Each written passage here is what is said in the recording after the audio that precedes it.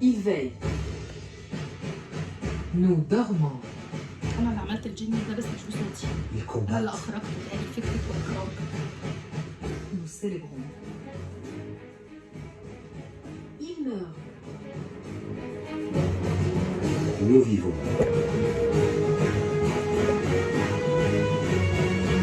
Je suis l'armée égyptienne.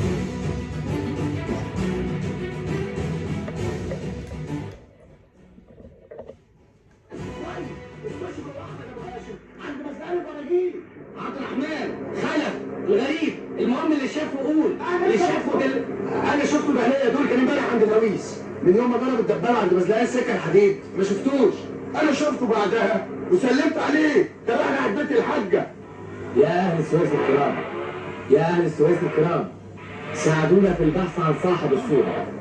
صاحب الصوره دي غايب من 23 اكتوبر اللي فات في سن 29 سنه. ساب السويس ورجع لاهله في الصعيد. ده من بحري من السويس ابا عن جد وكل اهله مجمع الحرب من 48 لحد اكتوبر اللي فات. انا هاجي معاكم واوريكم مطرح بيته بيتهد. اللي عايز يساعدنا يجي معانا ايد على ايد تساعد. لو حصل هنلاقيه ايد على ايد تساعد ايد على ايد تساعد. عمره ما هيبقى فص ملح ودان عمره ما هيبقى فص ملح ودان. لو حصل هنلاقيه. اللي عايز يساعدنا يجي معانا اللي عايز يساعدنا يجي معانا.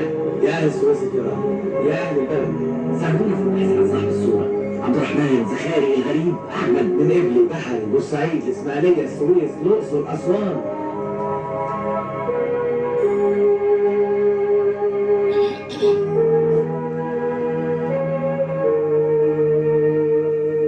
بخصوص وقعة اختفاء السائق عبد الرحمن محمود عبد الرحمن منذ 23 أكتوبر 1973 وحتى تاريخه. أنا طيب أحمد النصري مدير الشؤون الإدارية المكلفة بمأمورية البحث والتحري. أعتذر عن تقديم أي مستندات أو تفاصيل عن الواقعة المذكورة وأقرر على مسؤوليتي أن السائق عبد الرحمن أو أيا كان اسمه قد منحنا شرفا أرجو أن نستحقه.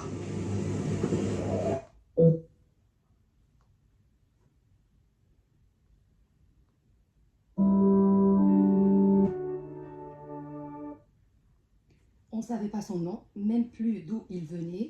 Tout ce qu'on savait, c'est qu'il était égyptien. Il était un héros. Telle était la scène finale qui a clôturé un fameux film de Gamal el-Ghitani, le grand écrivain égyptien qui a quitté notre monde le 18 octobre 2015. Aujourd'hui, et nous sommes en train de célébrer toujours la victoire de 6 octobre, une bonne occasion de parler d'une grande figure iconique de la littérature contemporaine arabe et égyptienne, Gamal el-Ghitani, à l'occasion de l'anniversaire de sa disparition.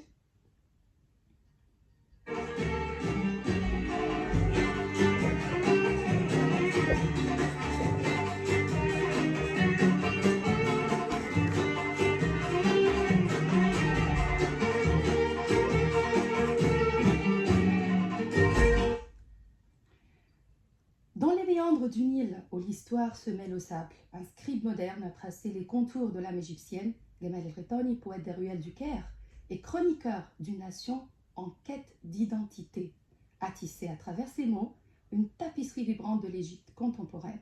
Ces récits, autant de fragments d'une mosaïque complexe, nous plongent au cœur d'une société en mutation où le passé se confronte à l'avenir. Avec une délicatesse infinie, il a su capter les murmures de son peuple, les aspirations de ses héros ordinaires et les tourments d'une nation en quête de ses racines. Aujourd'hui, nous sommes là pour lui rendre hommage à l'occasion de l'anniversaire de sa disparition et nous avons l'honneur d'avoir avec nous, je dirais, une fan de Gamal el-Ghitani. C'est vrai? Oui, c'est vrai. Docteur Inji Aboukhir, professeur à l'université d'Al-Azhar. Bonjour. Bonjour Mona, comment ça va? Ça va? Ça va très bien, merci. Alors, je pense aujourd'hui, ça serait vraiment une discussion, je sais pas, je trouve pas le mot pour la décrire, mais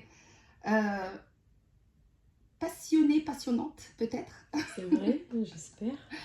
Et pourquoi on a choisi Docteur Inji pour nous parler de Gamal el-Ghitani? C'est à elle de nous répondre. Bonjour Mona, bonjour tout le monde. J'ai eu l'honneur de m'introduire dans le monde de Gamal Ghitani à travers ma recherche doctorale et pour ma thèse de doctorat intitulée Gamal Ghitani à la recherche de l'identité. Je cherchais comment on peut définir l'Égypte à travers la littérature de Gamal Ghitani qui n'a pas épargné le moindre effort d'évoquer l'Égypte, si vous voulez dire, avec tous les sens, les 5 sens humains, à travers les monuments, l'histoire, les villes, la description des villes égyptiennes, la gastronomie, la musique. Donc, il a consacré sa vie pour définir son Égypte, mais avec des yeux plutôt littéraires. Et quelle était la définition qu'il a donnée? L'Égypte, vous pouvez dire que c'est une accumulation civilisationnelle. Elle se définit à travers la civilisation égyptienne antique, à travers les monuments, l'histoire, le facteur humain. C'est trop dur de donner une définition figée pour l'Égypte. Il vous invite plutôt à vous plonger dans l'histoire, dans l'actualité, de contempler tous les détails quotidiens que vous pouvez qualifier de banals, mais en fait ces détails quotidiens reflètent toute une histoire qui dépasse les 7000 ans.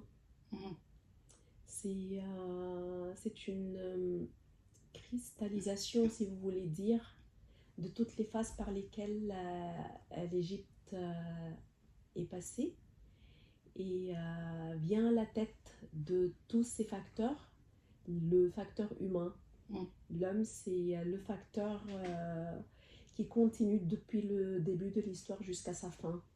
Donc tout ce que cet homme égyptien peut fabriquer avec ses mains, c'est la définition de l'Égypte.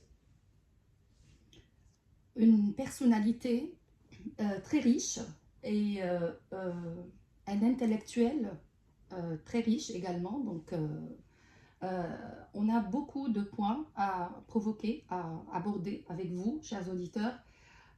Non seulement en ce qui concerne les œuvres, mais en fait tout le trajet littéraire de Gamal Ghitani. Mais on va prendre une toute petite pause qui nous rappelle toujours le film avec lequel on a commencé notre émission. Tout de suite, on revient avec notre invité, Dr Inji Aboulkhir, sur Radio Le Caire. عايزاكي تركزي معايا، مش عايزه اغنيه، يعني حطي المزازيك كويس. بصي المزيكا اهي، في واحده ثانيه، بحيث ان ايه، يعني مش عايزه الاغنيه تخش على كلامنا، ماشي؟ كلام عن دلوقتي. هنبدا من الاول، يعني هو كان ايه في الاول وجاي منين، وكان ازاي بدأ حياته ككاتب. برضه دي مهمة. أنا قلت إن هو يعني عمل كذا حاجة في الأول في بداية حياته. بس وضحيني عشان حسيت إني لا مش توتي، ما هي دي انترودكسيون. أنا هنبدأ بقى نقول دلوقتي.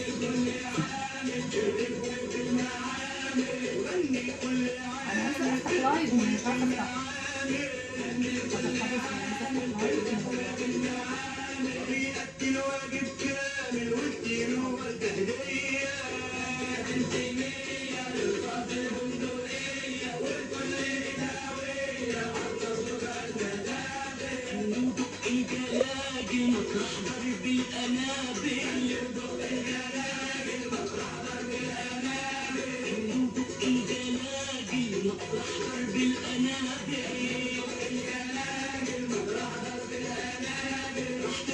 السنة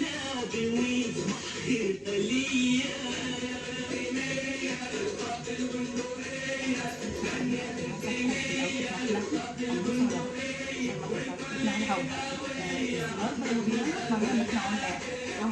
احنا كده اصلا اول ما بننام معناها بننام. فلو حصل مثل احنا بنتكلم خفيف هندوس على عشان الصبح ما تنامش. ده اسمه الضغط.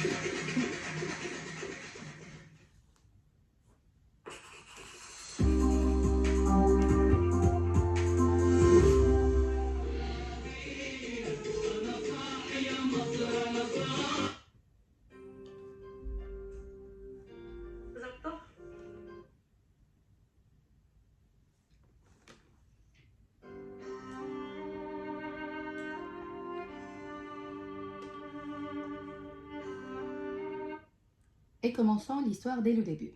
Qui est Gamel Retani, tout simplement? Gamal Retani est un citoyen égyptien ordinaire, comme tout le monde, d'une famille modeste qui résidait la Haute-Égypte, notamment à Soheg, village de Johaina, comme il aimait le prononcer. Parfois, il le prononçait avec l'accent de la Haute-Égypte, Gehenna. Ça se prononçait comme ça? Oui. En Haute-Égypte? Oui, avec leur accent. Comme je viens de vous dire, une famille modeste, sa famille nucléaire, la toute petite famille, les deux parents, sont venus au Caire. Ils résidaient le quartier Gamaleya, tout près de la mosquée, la mausolée de l'imam al-Hussein, à côté de Al-Azhar.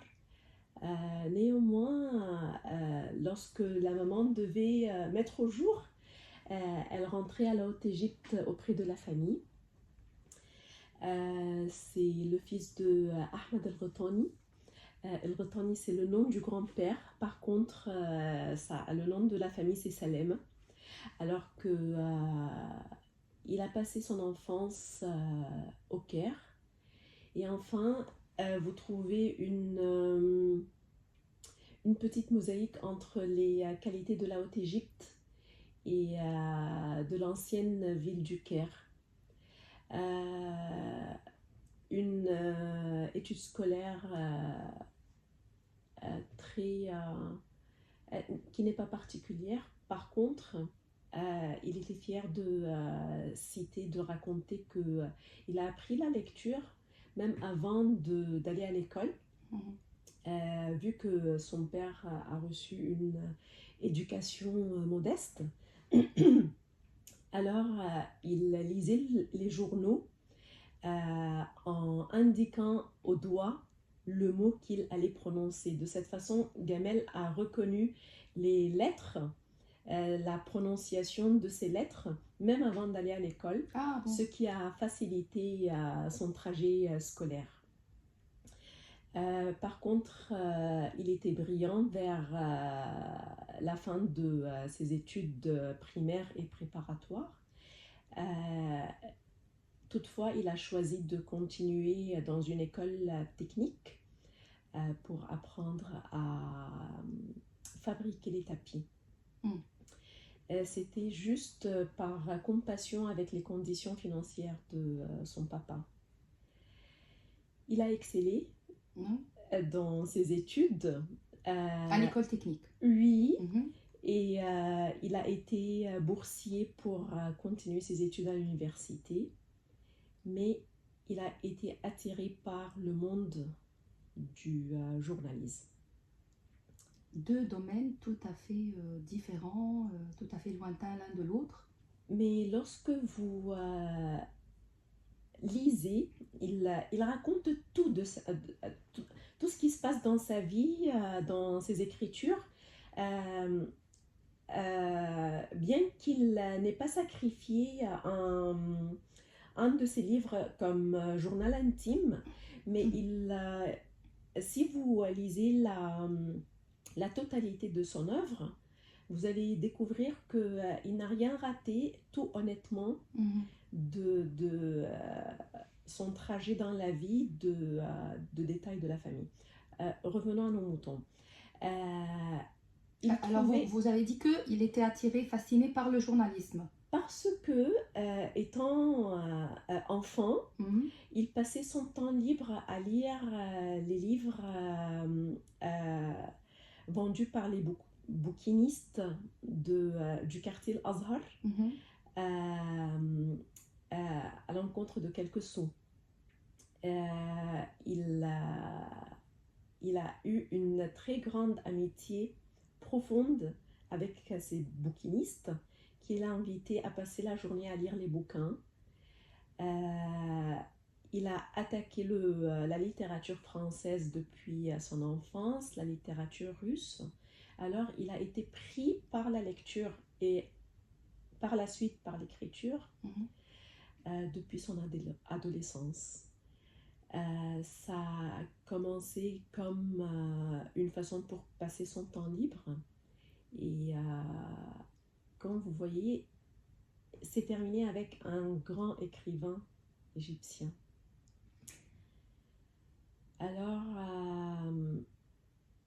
il a, si je ne me trompe pas, son premier ouvrage qui a attiré l'attention vers ce jeune écrivain était comme un recueil de nouvelles, un recueil de contes intitulé Journal d'un jeune homme qui a vécu pendant 1000 ans, أوراق شبعش منذ 1000 عام, où vous allez trouver le Caire, où vous allez trouver l'histoire mamelouk, où vous allez trouver comme une prévision de l'avenir égyptien à travers le miroir de l'histoire mamelouk. C'était le premier recueil qui a attiré l'attention du monde littéraire en Égypte. Et depuis ce temps-là, il a commencé à essayer de traiter ce talent d'une façon plutôt professionnelle. En fait, j'ai appris aussi que parmi les domaines qu'il a essayé, c'est qu'il était reporté pendant la guerre, n'est-ce pas? Ça, c'est une autre histoire. Peut-être il n'y a pas beaucoup de gens qui connaissent que Gamal el-Ghatani était un des prisonniers à l'époque de Nasser, avec El Abnoudi, Saïd Hegeb, etc. etc. C'était dans les années 1968-69. Il a passé 6 mois dans les prisons politiques, pour des raisons politiques. C'était juste après les événements de 1967, je ne veux pas dire la défaite, mais disons que ce sont les événements des années 67. Une fois il est sorti des prisons, il est parti avec les troupes égyptiennes pour la résistance. Il a rédigé un tout petit article qui a été publié dans le journal Akhbar el-Yom. Heureusement, si j'ose dire heureusement, Nasser a lu cet article qui ne parlait pas qui ne rapportait pas les démarches de l'armée égyptienne sur le front, mais plutôt il parlait des histoires humaines des soldats qu'on n'a pas retenu leur nom, des histoires trop humaines, comment ils passent leur journée, leurs lettres échangées avec la famille, comment ils transportent ces lettres-là. Alors Nasser a demandé au chef du journal Akhbar el-Yom, si je ne me trompe pas, c'était Moussa Sabri, je ne suis pas sûre, et il a dit c'est ce type d'histoire que nous voulons. Il voulait le côté humain. Voilà. Depuis ce temps-là, on a consacré à Gamal el-Ghatani et son collègue Get Abdelkerim, si je ne me trompe pas, un photographeur, une voiture avec un système de communication, ce qui était un luxe à cette époque, pour partir au front. Oui, il rapportait les événements, les grands événements militaires, les grandes victoires de l'armée égyptienne qui ne sont jamais arrêtés et qui ont continué même à la veille des événements de 1967. Je ne sais pas si vous vous rappelez de la série intitulée Dakar, où on parlait d'un sous-marin qui a été attaqué par l'armée égyptienne. C'était lui le rapporteur. Le premier avion Phantom qui a été attaqué par l'armée égyptienne, c'était lui le rapporteur. Il rapportait les grands événements, mais il ne cessait pas de documenter toutes les petites histoires. Et je tiens à l'adjectif petites histoires du soldat égyptien, du peuple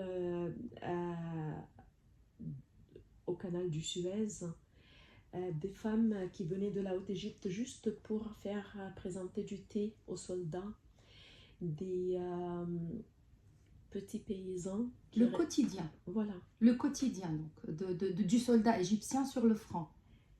Et parallèle aux soldats égyptiens, il y avait des soldats qui ne portaient pas d'armes, mais qui étaient satisfaits de soutenir, d'observer, de faire quelque chose, d'avoir et un d'être rôle à côté des soldats.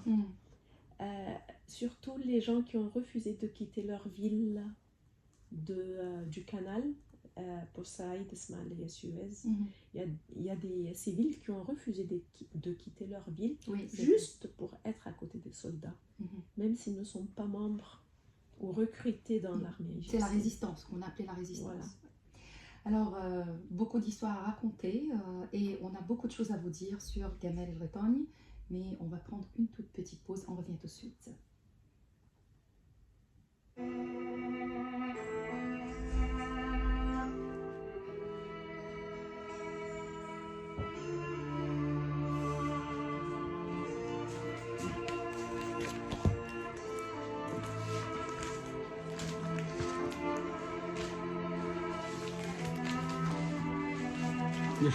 شكرا.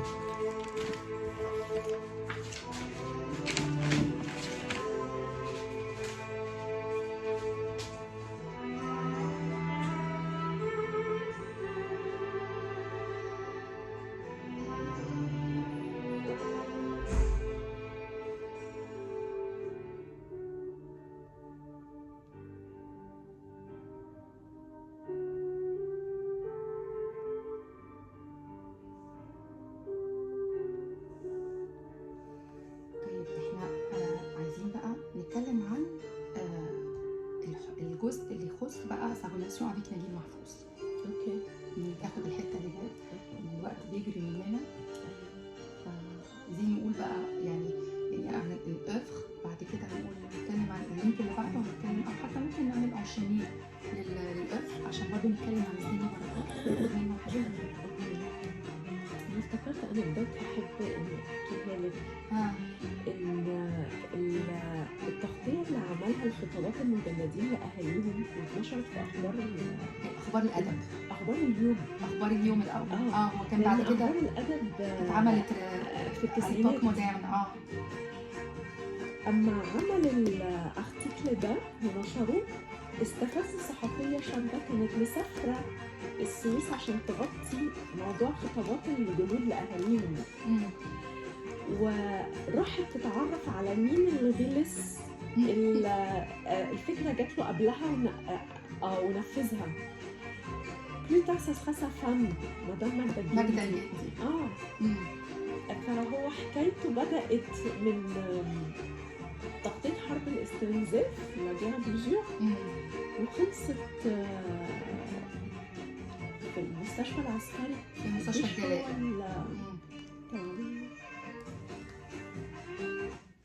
ما خدتلناش أغنية ليه ولا إيه؟ revenons en parlant toujours du grand écrivain égyptien Gamal Ghitani et Dr Inji Abou Khir. Parlez-nous un petit peu de sa relation avec le grand nobéliste Naguib Mahfouz. On sait qu'il était son disciple. Oui, un parmi ses disciples, et il a assisté à tous ses salons jusqu'à la fin de la vie de Naguib Mahfouz. Mais par contre, il avait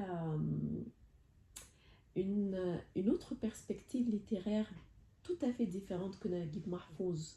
Naguib Mahfouz, le roi du roman moderne dans le monde arabe, Gamal Ghitani, bien qu'il soit son disciple, mais il avait une perspective tout à fait différente de celle de Mahfouz. Mahfouz était, selon ce que nous avons lu, nous avons écouté, un personnage trop réservé en ce qui concerne sa vie personnelle. C'est pour cette raison qu'il organisait beaucoup de salons dans les cafés Kairote. Peut-être c'était seulement Gamal Ghitani parmi quelques minorités qui ont eu la chance d'accéder à son monde intime. D'ailleurs, c'est Gamal Ghitani qui a rédigé le journal intime de Naguib Mahfouz, intitulé Mahfouz Yatazakkar. En lisant la préface, vous allez trouver que Mahfouz a invité le lecteur de se satisfaire de ce que Gamal Ghitani va lui raconter dans ce petit bouquin.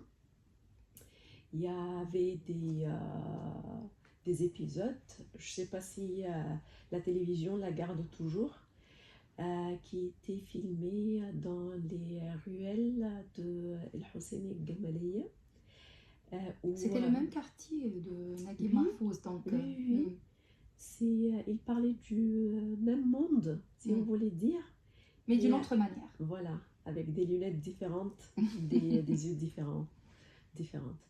Alors, il a consacré les étés pour accompagner Mahfouz dans les ruelles du Caire, se promener, se balader et raconter un tout petit peu de la vie de Naguib Mahfouz.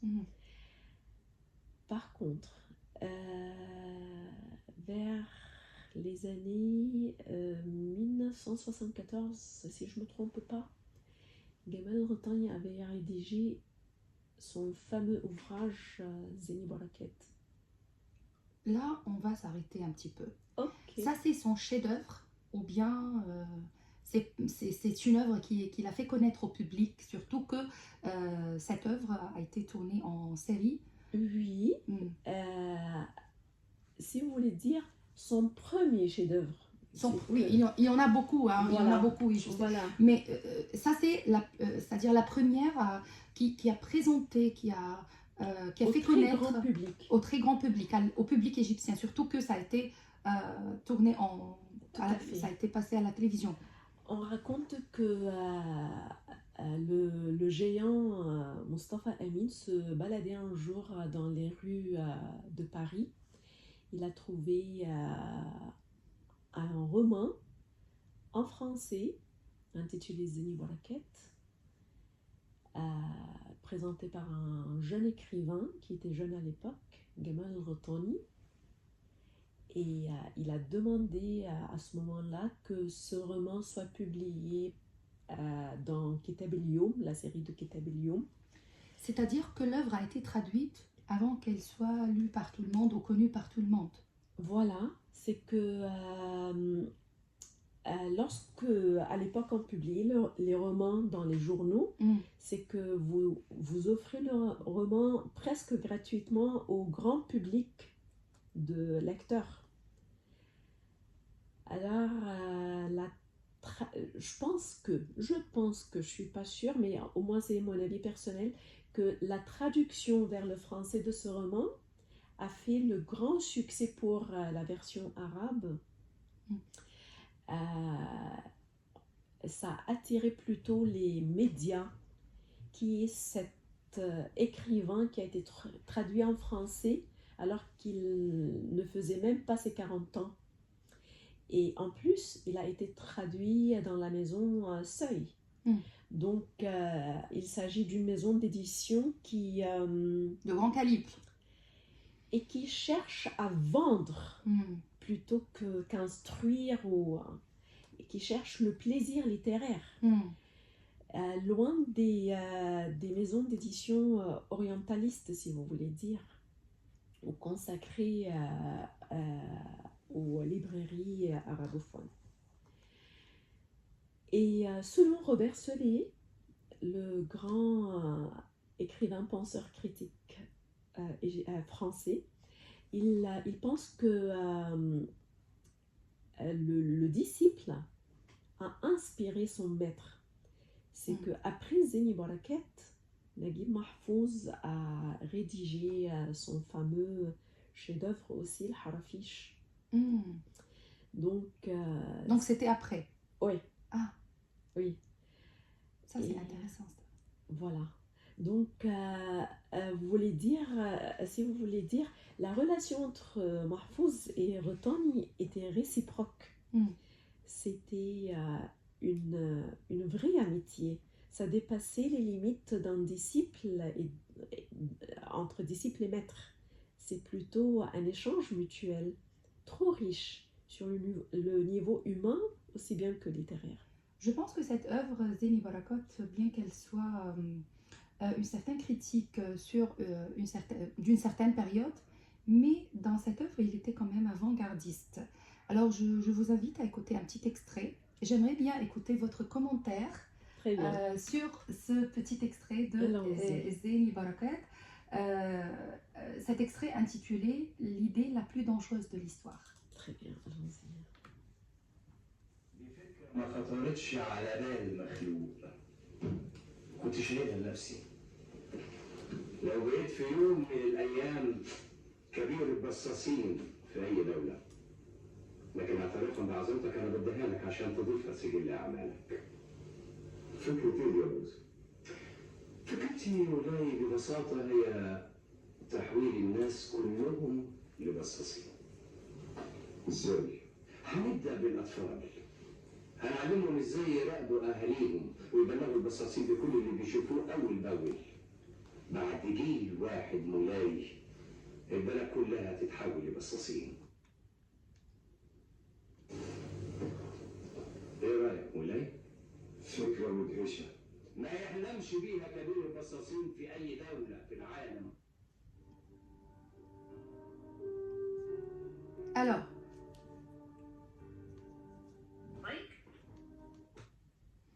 Alors, dites-nous, quelles sont vos impressions ou vos commentaires concernant cet extrait?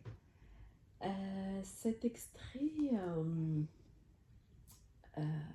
s'applique à toutes les époques, à toutes les sociétés. Mais surtout à notre époque maintenant, vous ne trouvez pas? Où le monde d'Internet, le monde des réseaux sociaux a fait de tout le monde des bassassines. Bien sûr que oui. Mais si vous voulez dire, là ça dépasse les limites de l'Égypte, ça dépasse nos conditions nationales. Cette histoire s'applique sur tout type de société, alors qu'une lectrice allemande, c'est Rotani qui avait rapporté cet incident, elle lui a dit vous parlez de notre société allemande. Il n'a pas commenté ce qu'elle a dit, mais c'est plutôt dans Zeni Barakat. C'est l'universalité. Intemporelle. Sachant que Zeni Barakat est un vrai personnage qui existait à l'époque Mamelouk, vers la fin de l'époque Mamelouk, début de l'invasion ottomane. Il a été mentionné par son nom dans les périodiques de Ibn Iyas. Et c'est une histoire qui n'a pas dépassé les 2 pages dans le bouquin de Ibn Iyas. Par contre, ce personnage, vous pouvez le trouver partout dans le monde, dans toutes les époques. Et comme vous venez de dire, Là, peut-être à notre époque, on n'a pas besoin de Zeni Baraket. Oui, on est tous, Oui. on est devenus tous. D'accord, les illuminations, At-Tagaliyat. Oui. Écoutez, là, Le titre même le titre même, nous fait penser à son, je sais pas, hein, son Au esprit, soufisme. Au soufisme, voilà. à Muhyiddin ibn Arabi, Oui. Futuhat al-Makkiyya. Ce que j'admire en Gamal al-Ghatani, c'est que toutes ces expériences humaines, personnelles, a été investie dans son trajet littéraire. Kitab al-Tagaliyat, les illuminations, qui a été traduite par le géant Khaled Osman, un traducteur français d'origine égyptienne. Qui a traduit la plupart de ses œuvres. Exact, et qui a partagé avec lui le prix L'Or Bataillon, qui a félicité la traduction aussi bien que le texte arabe. Ce n'était qu'une réaction de Gamal al-Ghatani envers je ne veux pas dire le décès parce qu'il n'aimait pas ce mot, envers la disparition de son père, suivi par celle de sa mère. Et il se sentait perdu dans l'idée de l'éternité, la disparition. Il a trouvé son confort dans les idées soufis. C'est là qu'il a commencé à franchir les mondes de Ibn Arabi. Son œuvre, Les Illuminations, a été même rédigée par la plume de Ibn Arabi, si vous voulez dire. Les expressions, les tournures de phrases, la terminologie même soufie de Ibn Arabi. C'est là qu'il a trouvé refuge envers l'idée de la disparition de son père, qui a quitté le monde alors qu'il n'était pas en Égypte, qu'il n'était pas près de lui. Comment le temps tourne, comment le temps peut trahir l'existence humaine. Peut-on dire que cette œuvre, elle marque un écrivain déjà mûr de tous les points de vue, que ce soit style, que ce soit pensée, c'est-à-dire... Dans le livre des Illuminations, vous allez trouver le soufisme, vous allez trouver les plus grandes polémiques religieuses, si je peux dire l'histoire de Ali et Muawiyah. Vous allez trouver Nasser et Sadat, vous allez trouver Arabi, vous allez trouver Ibrahim al-Rifa'i, vous allez trouver ces petites histoires de famille, ces conflits avec la famille en ce qui concerne l'héritage par exemple, dans un langage soufi, dans des dimensions spirituelles, même s'il s'agit de futilité mondaine, si vous voulez dire. Les Illuminations résument la philosophie de Gamal al-Ghatani envers son monde. Je pense qu'il n'organisait même pas ses idées. Il rédigeait ce qui vient à la tête, comme s'il il parlait avec Ibn Arabi, comme s'il parlait à un lecteur qui lit ses lignes toutes fraîches même avant que l'encre de sa plume sèche. Voilà. Si on revient parce que malheureusement on n'a presque plus le temps, il nous reste 1 minute et demie, pas plus. Si on revient à l'œuvre avec laquelle on a inauguré, ou on a ouvert notre émission aujourd'hui, Hikayat al-Gharib, les histoires de l'étranger. Cette œuvre qu'on a connue à travers le film qui a été réalisé par la grande réalisatrice Enam Mohamed Ali, un film qui a été produit par la télévision égyptienne pour documenter également la victoire de 6 octobre. Le personnage de Abdelrahman dans Hikayat al-Gharib, est-ce que ça représente en quelque sorte Gamal al-Ghatani? C'était lui, Abdelrahman? Abdelrahman, c'est un vrai personnage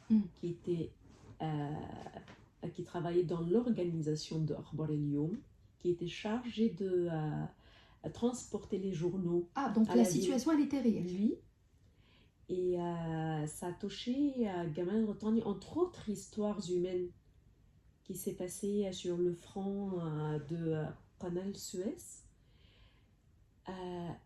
Ça documente plutôt le soldat inconnu. C'est que est-ce que ce chauffeur portait vraiment le nom de Abdelrahman? Personne ne sait. Et est-ce que c'est son nom qui importe? Voilà. Donc c'est plutôt le soldat inconnu.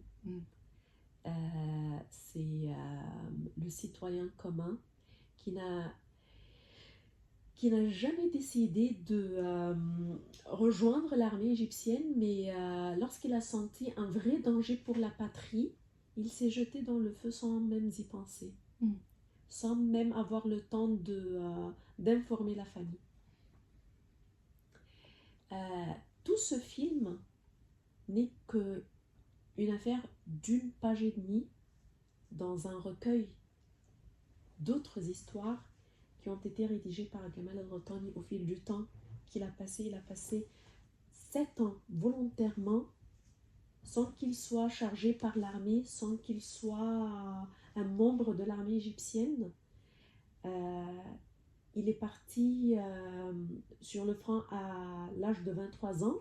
Il est rentré à l'âge de 29 ans après la victoire de 6 octobre. Plein de romans, plein de contes et de recueils où Gamal el-Rottani raconte les histoires de tous les jours du citoyenne égyptien pendant la guerre, outre les événements victorieux de l'armée égyptienne. Je ne sais pas si quelqu'un va m'écouter, mais j'espère infiniment que quand on relit l'ouvrage de Gamal el-Rottani, c'est riche d'histoires qui méritent d'être transférées aux générations qui n'ont pas vécu les conditions de la guerre, qui méritent d'être fiers de l'histoire de leurs grands-parents, arrière-grands-parents même. Moi, je suis vraiment incapable même de poser des questions. Je trouve pas les mots et malheureusement, le temps passe vite, le temps court comme d'habitude. Quand on parle de quelqu'un de très riche et de très inspirant. Voilà. C'était tout. Merci, Dr Inji Abou-Khair, d'avoir été parmi nous aujourd'hui. Et je pense qu'on aura la chance de parler encore une fois de Gamal el-Rottani, parce que vraiment, ça ne suffit pas une émission. Merci beaucoup. Jamais une émission. Merci d'avoir accepté notre invitation. Merci pour vous. C'était tout pour notre émission aujourd'hui, pour rendre hommage au grand écrivain égyptien Gamal el-Rottani, qui a plongé dans l'histoire de l'Égypte contemporaine. Et en fait, pour marquer non seulement la littérature arabe et la littérature égyptienne, mais on peut dire aussi la littérature universelle, puisqu'il est lu et il est apprécié dans le monde entier, et surtout en France, puisqu'on est le programme français. C'était Manal Zakaria, la console technique. Moi, je m'appelle Mona Falid. Merci, chers auditeurs, d'avoir prêté attention.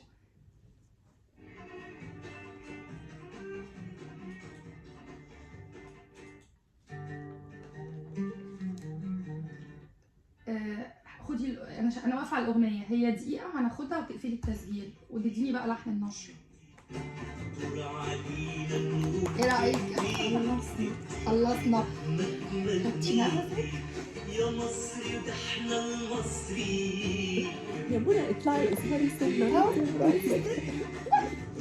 يلا قولي لنا باي باي. اقفلي بقى الفيديو.